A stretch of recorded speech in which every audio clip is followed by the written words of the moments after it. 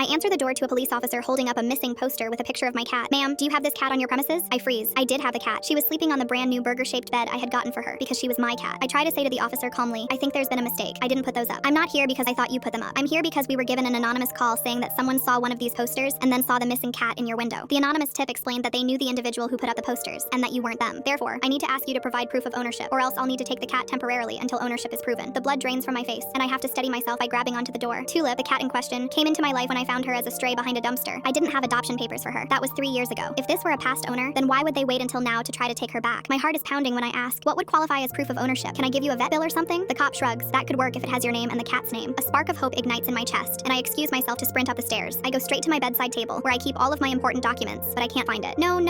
I never lose things. Everything in my home has a place. It has to. I can't help it. I was diagnosed with OCD at a young age, and I feel as if little needles are stabbing me up and down my spine when things are out of order. And yet, Tulip's paperwork was not where it was supposed to be. My heart is pounding too fast, and I start to worry if I'm about to have an episode. Just then, Tuplid rubs against my leg, purring. Ever since moving to an area where I was alone, without friends or family, Tulip has been there to help calm me back down. Something about the vibrations of her purring brings me back to reality, and she has saved me from countless bad episodes. I reach down and pet her, take a deep breath, and then head back downstairs. I force a big smile and ask, it's taking me a minute to find the paperwork. Would you like to come in for a minute while I look? The cop shook his head. I can't spend forever waiting. Please, I swear I have proof. I just need a minute. I have coffee and donuts? The cop narrows his eyes at me. I chuckle awkwardly. Too cliche, but he ends up agreeing anyway. While he's sitting at my kitchen table, I race back up the stairs and frantically begin to tear my room apart. That horrible feeling rakes at the back of my brain, but I do everything to ignore it. I had to find proof. I couldn't let him take away Tulip. I quickly emailed the vet office asking for copies, but got an automated response telling me that the office was closed for the next few days due to building repairs. I groaned. Then I remembered Tulip's vest. Since I was renting a townhome that didn't allow pets, I had to get Tulip certified as an emotional support animal and bought her a name tag and vest. I rushed to the linen closet and froze stiff before even opening it. The carpet in front of the door looked wrong. I always swiped my feet side to side a couple of times in front of the door to even out the carpet. But here I was looking down at a clear impression, showing where someone stood in front of the door. Then, when I opened the door, Tulip's leash and vest were missing. I felt a cold wave of terror pass over me as I realized what was happening. Not only did someone put up fake posters, but they also broke into my home to steal any proof I had that I owned Tulip. I was shaking. I didn't have time because I was sure the cop downstairs was getting impatient. I started to see stars this time. Again, Tulip senses I need help, and this time I pick her up and hold her close. I moved to a new city to get away from an abusive home. I felt alone and lost until I found her. The cop called up from downstairs asking for me. I had tears in my eyes, but told myself I had to focus. Maybe I could still convince him that Tulip was my family. But when I got to the bottom of the steps, I was distracted by 3 sandwich baggies lying on the kitchen table. Their contents included a flathead screwdriver, a piece of red fabric, and a business card. Before I could ask what was with the stuff, the cop asked me, your home is too weirdly clean and neat to have a ripped screen and muddy fingerprints on the edge of the windowsill. Obviously someone broke in. Any idea who would and why? My jaw dropped. I looked back down at the items. The screwdriver that ripped through the screen was owned by the same person who always wore a red jacket, and from her ripped jacket pocket, a scrap piece of fabric and one of her business cards fell out. It was the one person in the world who had a problem with Tulip, my landlord, Mrs. Baker. She came up with this plan to get her hands on Tulip. After an investigation, emails were found on her laptop where she told a shelter 2 counties over that she had a very sick cat she wanted to be put down humanely. Tulip and I moved shortly after her arrest.